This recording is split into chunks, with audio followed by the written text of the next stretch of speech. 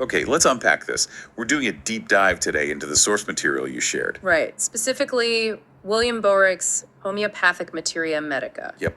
And we're honing in on one particular entry, Arsenicum bromatum. which the text actually calls bromide of arsenic. Right. So our goal here is, well, to really pull out the key nuggets from this specific text. What it claims this substance is used for, the specific details it gives. And maybe why those details are interesting when you're studying this source. Okay.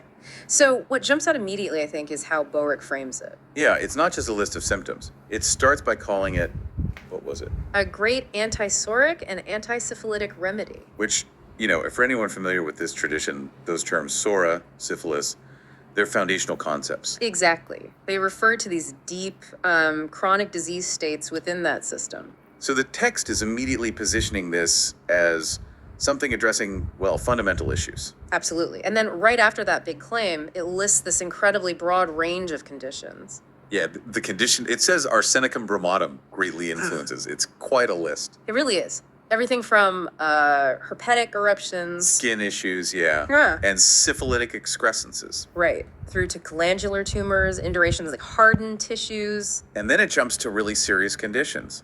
Carcinoma, Which is cancer, yeah.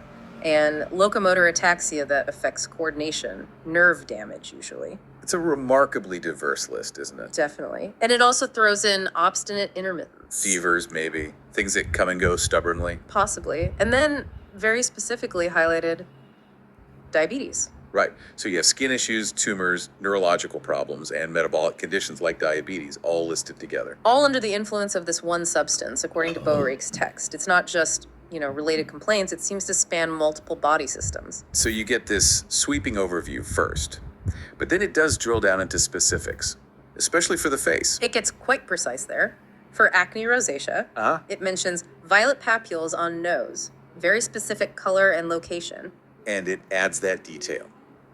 Worse in the spring. Exactly, that kind of granular detail, the color, the place, the timing, that's really characteristic of these materia medicas. It paints a very particular picture, doesn't it? Through the lens of this system, anyway. It does, and it's not just rosacea, it also lists general acne in young people under the face section. So these specific symptoms are like signposts in the text, suggesting when this remedy might be considered. Yeah, guides for its potential application according to this source. Okay, so beyond the conditions and the symptoms, it also tells you how it was meant to be used. It gives dosage instructions. It does, and there's an interesting distinction.